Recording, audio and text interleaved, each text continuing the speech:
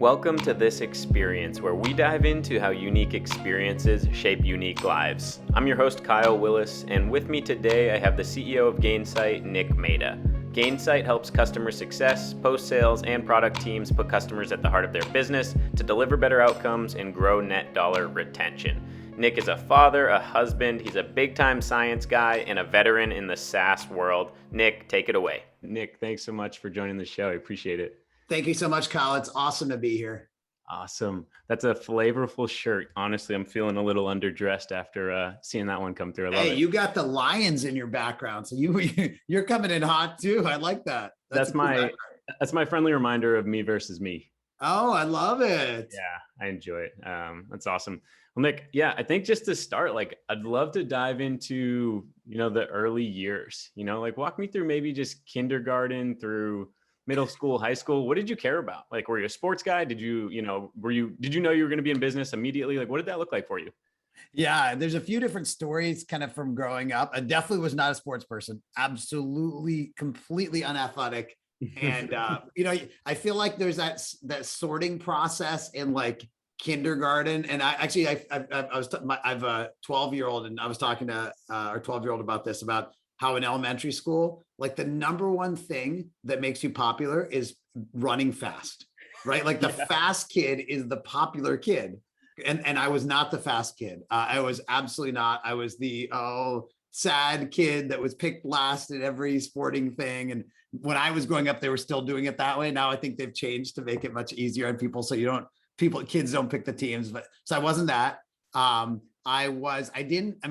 thing that did happen kind of through all school was I never figured out how to fit in, and this sort of feeling of people didn't really want to hang out with me. And some of it I did get teased and stuff, but I think most of it was just on me of just not having confidence. But basically I didn't have any friends growing up. I ate alone every day, all the way through high school, through a senior year.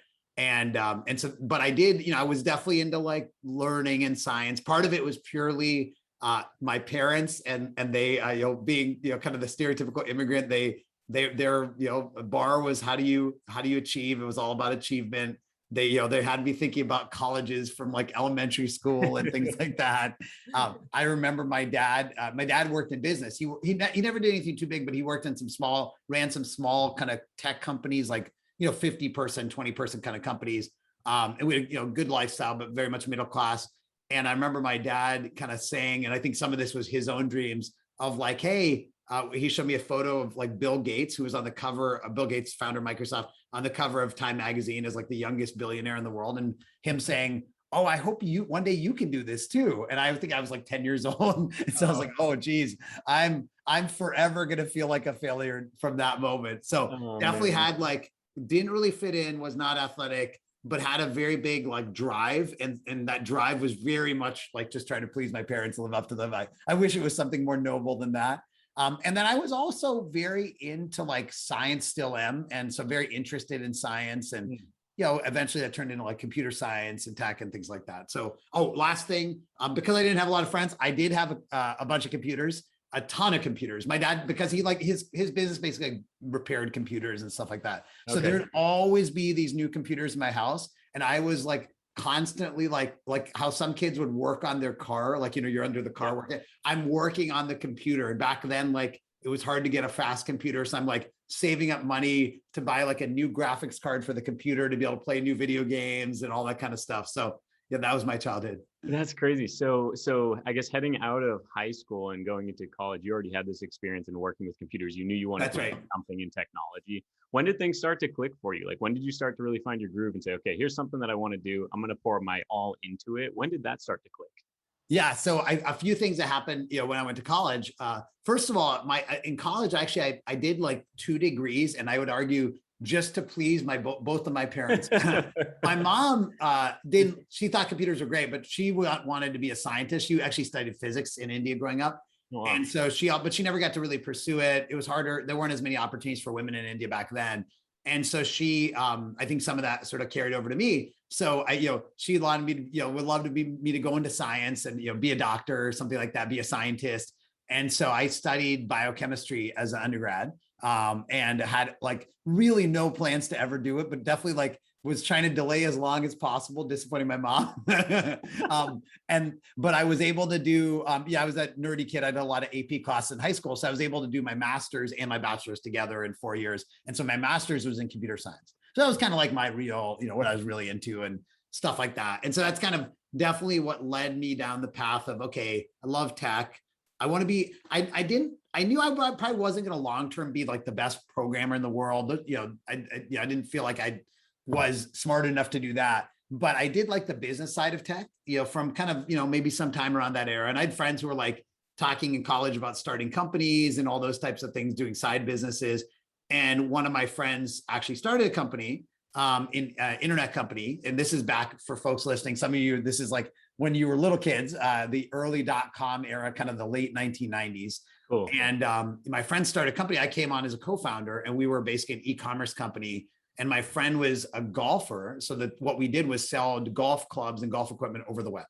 So that was my first thing. We started in college, and that's sort of just like what catapulted me into Silicon Valley, because we decided to just pursue like our dreams, and we kept running that business and decided to not go take regular jobs after college and instead go to California and run this startup. And we don't have to go through it now, but that was kind of a total boom and bust. We raised venture capital. We almost went public, actually. Wow. And then ended up selling the company, but not making any money. But yeah, we saw the full spectrum by the time we were like 22 years old. So that's insane. So that's really just what catapulted into entrepreneurship. That's how I got into tech and being and some of it was obviously my dad and just sort of the upbringing, but that's kind of how I got to the Valley and being into tech. At what point did, obviously customer success, I would still say, is relatively new, right? Yeah. To the tech world. And I think we see different facets of customer success. And depending on the organization, some customer success managers are really salespeople. That's right. In other roles, they're more support enablement type roles. And so at what point did you kind of see this opportunity to go headfirst into the customer success world? You guys have built obviously communities around it. You have your event Pulse around it. At what point was it like, hey, this is where we need to spend our time. This is important and we need to be here. Yeah. So when I did this startup, I worked in a big company kind of as a product manager and eventually a GM running a division of a big company. And all that software, this is pre-cloud. So that software was all stuff people bought and they set up. And then honestly, it was their problem whether they used it or not, right? And they weren't paying a subscription fee. So frankly, they'd paid all their money up front. And then I went to run my first SaaS company, my first kind of cloud-based company. There's a business before Gainsight called Live Office. And in running that company, I actually came in with kind of the old school mindset. For some of you listening, the old mindset was, hey, you build a product, you sell it to a customer, and you move on to the next customer. Because honestly, they paid you their money up front. It's up to them whether they use it or not. That was sort of the way it worked. And I came in with that old school mindset, and I'm running this SaaS company. And this company has customers that are actually literally paying month to month. And so every month it's up to them whether they stay. And so I was kind of learning on the job. I'm like, okay, you can't just sell them and walk away, because then they'll walk away too, right? And you've got to change your mindset. And this is kind of just for people listening as reference. It's about 2008, 9, 10, that timeframe.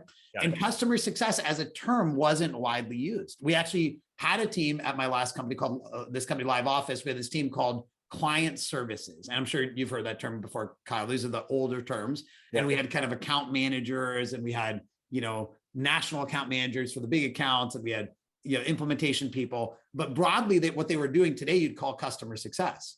And what ended up happening is I'm running this company.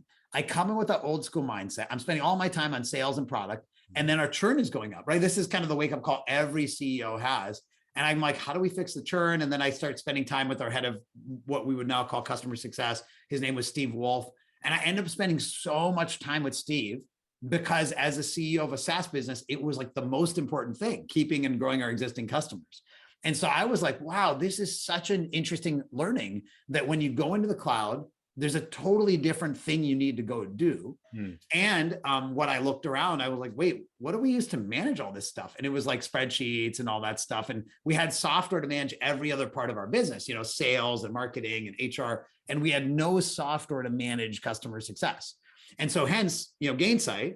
But then to your point, Kyle, when Gainsight got started in 2013, we launched the company. The reality was there weren't many people out there who really knew what customer success was. And very much like my last company, they were using other terminology. They were kind of doing things like customer success, but they didn't have this identity. And so what we said was, let's help create this identity, this category, this new job. And hence we created a big conference on customer success, created an online university to teach people it, wrote 3 books on the topic.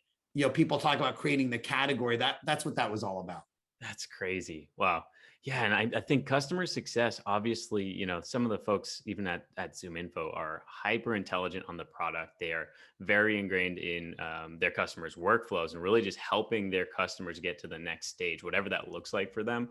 And so sometimes customer success folks tee up opportunities for salespeople. And is that something that you guys are focused on at Gainsight? Is that kind of the motion when it comes to retention, upsells, net new opportunities? Yeah, totally. And I think that the way there was an older line of thinking around customer success that you can't at all be involved in sales whatsoever. And sales is evil. I mean, and I'm talking right. To a person who works at a sales tech company, right?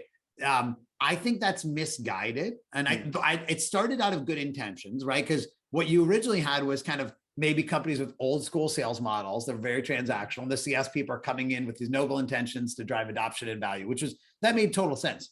But modern sales, as you know, Kyle, is not about transactional. It's not about just selling and running. It's the good salespeople are about selling value and outcomes and understand the client needs. They want the products to be adopted. If they don't get adopted, they won't be able to upsell them. Good salespeople care about customer success. Would you agree with that, Kyle? 100%. Yeah, 100%. I do. Yeah. I mean, your CEO, Henry, who I know really well, he cares a lot about customer success, even though he's runs a sales tech company.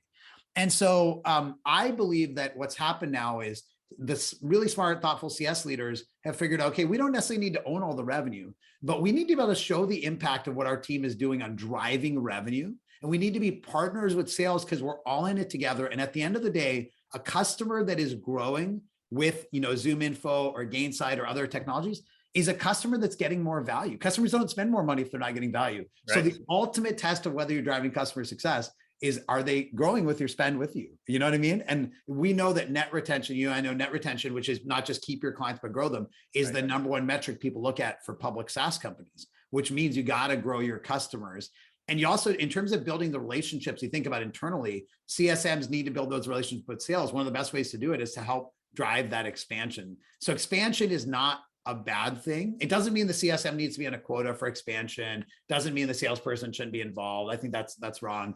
But the CSM should definitely get credit for their work, so to speak, right? And also partner with sales and maybe sometimes challenge themselves to get out of their comfort zone. What I love about salespeople is they're really good at getting out of their comfort zone. That's part of the job.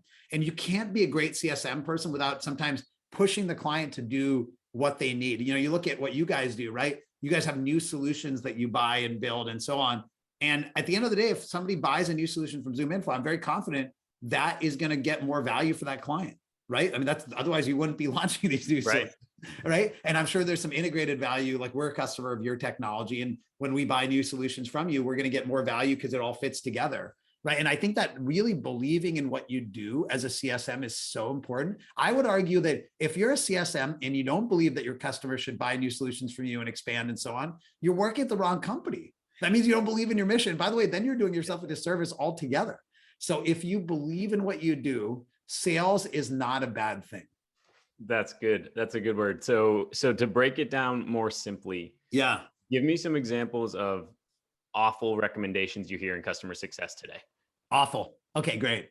One awful recommendation is, like I said, sales is a 4-letter word or whatever. Don't get involved in it, And by the way, it doesn't mean your team needs to be a quota. Sometimes they should have a quota, sometimes not. I'm not oversimplifying like that.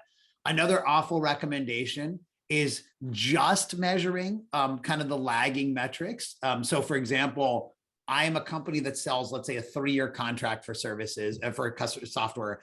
And I am measuring my CSMs only on renewal rate. The awful problem there is I'm always looking at the rear view mirror. That customer that decided to renew this quarter made that decision based on stuff that happened a year ago. And so you're constantly firefighting then, right? Another awful decision is having CSMs that are just relationship people and just like what I would call nice people that forward emails. Like, in other words, the customer sends an email to them and says, hey, can you help me with this feature? And they forward it to the person who knows a feature. The customer sends an email about commercials, they forward it to the salesperson. Customer sends them an email about services, they forward it to the service person.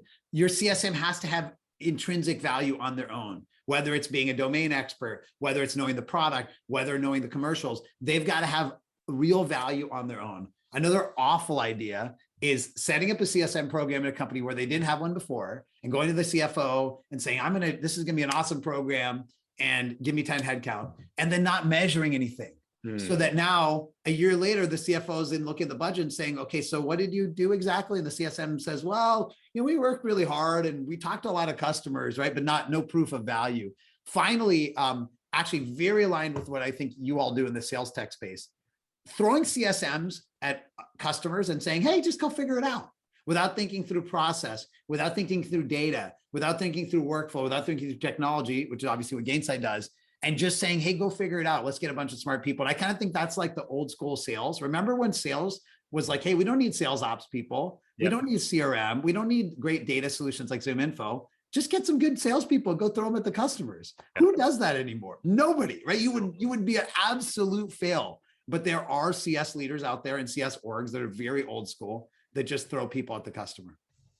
Dang. Yeah. I would say from a CSM perspective, ZoomInfo's got it figured out. Obviously Gainsight's got it figured out. With that being said, where does the greatest opportunity lie in CS today? So two really big opportunities actually three big opportunities overall. So first one is I would call the table stakes, which is you can't just throw people at the CS problem, right?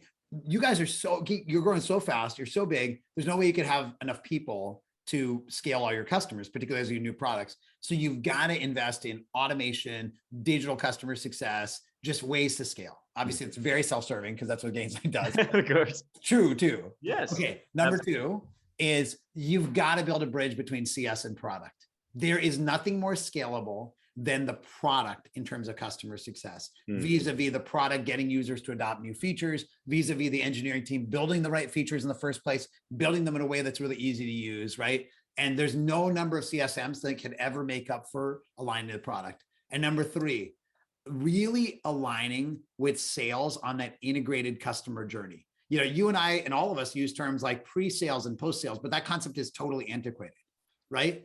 A customer is looking for an outcome for ZoomInfo or Gainsight or any other company. And that customer has a set of desired outcomes that they talk to the salesperson about in the sales process. That's called discovery, right? That's what discovery is. And yet for many, many organizations, the CSM works in a silo. And after that sale, tries to go to the customer and say, so what are your goals? And the customer says, well, I've been explaining that to sales for like 5 months, right? And by the way, you don't even have access to the decision maker anymore. So the client doesn't even know what the goals are. Right. And so now that person that's implementing ZoomInfo at the client who has no idea why their boss bought it is trying to explain to your CSM who has no idea what the goals are. And so what great companies are doing is integrating that pre to post sale. How do we have it all driven around the customer's desired outcomes? Yeah, that streamlined customer journey, measuring along the entire journey. Love that. Tell me about a couple of your favorite failures that led to future successes. That could be business, personal, take that as it is. Yeah. So lots of them. So many to count. And by the way, I think what's interesting about life is, unfortunately, you actually don't get the pure satisfaction of a pure failure. Often what ends up happening is things that if you just done them a little earlier, a little bit better, would have made a big difference.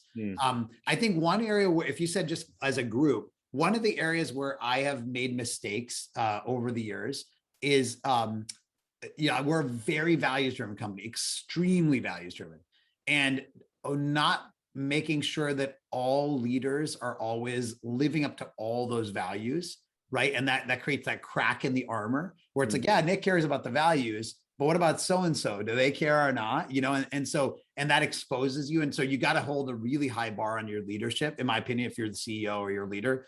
And so we actually are very formal about this now. We have a set of what do you need to do as a leader to live up to the values and things like that. So, values start from leadership. They don't just start from the very top, like they do, the CEO, but if you're a CEO and you don't believe in your values, you've failed altogether, right? Yeah. But you've got to make sure that the next level down gets there. And one of the things that happens as Kyle, is as a company gets bigger, you can't, as the leader, do it all on your own. You can't, I can't talk, we have 800, maybe 900 people in Gainsight now. I can't talk to all 900, and so I depend on my leader. So that's sort of leaders living up to values to me is one of the biggest, when I made mistakes, one of the biggest categories of mistakes. They're not bad people. It's just that they didn't align to the values. They weren't passionate about the values, et cetera, et cetera. So to me, that's one. A second one, if I kind of went to a totally different area, is making, when you're creating a new category, any new market, one of the biggest things you have to think about is keeping everything in line between the market's evolution, your marketing's ability to get demand, your sales team's capacity, and your CS team's ability to then make those customers successful. And you can get out of whack pretty easily, right? And that is so plug for Zoom Info. That's why data is really important, because you got to actually have like the right TAM data and all that. But you can easily get out of whack because for example, in our case, we helped create the market as customer success, not the only ones, but we helped create it. And because of that, and we're like 70, 80% of market share in our space. So there was a period of time where Gainsight got ahead of ourselves, where our sales capacity and our marketing was ahead of the market. And so basically we were just burning money. And I wrote a whole blog post about this. We wasted, tens of millions of dollars just being ahead of the market. And so that idea of like being really aligned between your marketing, your sales, your CS and the market is a very important lesson for anyone that is in business, I think. And I think that the third one that I think matters a ton is really investing in first line managers. And you probably, Kyle, heard this expression that people join companies and quit managers. And actually I have an example like that's very present right now, where we have this new leader we brought in, and he's amazing. Like as a human, as a leader, right? Like, and you sometimes underestimate. Sometimes when I interview people, I'm like, okay, well, what are the results and what are the metrics and what are the dashboards? Right. And you sometimes forget like what do really talented people want, especially salespeople, Kyle. What do salespeople want? They want to work for a great leader. They can care less what the dashboards that sales leader uses, And so I believe I have made a mistake in interviewing sales leaders on that like ops metric stuff, and forgetting that great salespeople want to work for a great leader. True. Very true. I think one of the things you do really well, Nick, and one of the reasons why I reached out to you to join the show is like the goal of this show is to grab folks like yourself who have very unique brains, who have done really interesting things with their lives and their businesses, and to kind of blend business and personal and show that, you had to button that shirt the same way I buttoned my shirt this morning, right? Yep. That's the honest truth. That's exactly right. I love the fact that you are so outspoken. You put a lot of content out on social. You speak at events. I watched your CMX talk. I knew that you sat alone at lunch from K through 12. Like, I knew all of that coming into this, but to hear it from yourself and to better understand how you worked through it and how it made you the man that you are today, I think that is so important from the top down, right? Because this bleeds into your culture. It attracts the talent that's going to drive your business. And obviously that's going to support your customer growth. So when I think about leadership, I think about vulnerability, transparency. What are some of those values at Gainsight, and how do you kind of allow what you do at the top to bleed through your leadership team? Yeah. So 5 values at Gainsight. I'll quickly run through them and talk about how vulnerability and authenticity fits into all of them. But golden rule, which means treat people the way you want to be treated. Success for all, which means build a business that drives success for all of our stakeholders, customers, employees, families and friends, the community around us, and shareholders. Childlike joy, which means bring the kid in you to work every day, which is actually a really fun one. Stay thirsty, my friends, which might be a ripoff of a beer commercial. Yeah. It's all about ambition, but internal ambition. And then shoshin, which is a Japanese word for beginner's mind. But the underlying principle of all that, we call the whole kind of like smorgasbord there, human first business. The idea that remembering that at the end of the day, whether it's a customer, whether it's a competitor, even whether it's an employee, whether it's an employee that left, investors, all just human beings, and not losing sight of that. And that's where it fits in, Kyle, to authenticity and vulnerability. Like, to me, that, Brene Brown just, defined it all, which is just vulnerability is a superpower. Now, I know it's I think it's also a privilege. Like, the further up you go, the easier it is to do, just to be totally honest. Like, once you feel like, okay, I have a customer base, I have investors, I have, a job that's pretty, significant. It's easier to do it. That's why I try to do it, because I want to hopefully make other people feel comfortable. And it's infectious, Kyle, as you know, like when I do it, then our team does it and so on. But I don't understand any other way to live besides just saying, okay, who I authentically am and just being open about that. There are other ways to live, of course. Other people do different things, but I think it's very powerful to just be like, Kyle, you know a lot about me now, even though like literally it's the first time you and I are meeting. The people listening to me that have never met me know a lot about me too. And I like that. Maybe it's a good closing thought. I'm just not afraid anymore to tell people everything about me. I'm not worried about whether they judge me or not. Sometimes I do, but I'm like, it is what it is, Yeah. It's just easier. That sometimes somebody said it well, like that. I forget who said this, that like one of the things that great about the truth is it's easy to remember, right? I don't have to remember some new alternate thing I'm saying to people because I'm just telling people what it is, like raw, unfiltered. Yeah, just breaking down those walls between, personal and business. I love that, Nick. Nick, thanks for the time. We appreciate it. Awesome. Where can people find you? Where can they follow you? Follow NRMEHTA on Twitter, and then obviously hit me up on LinkedIn and Gainsight.com. Thanks so much, Kyle. Appreciate your time.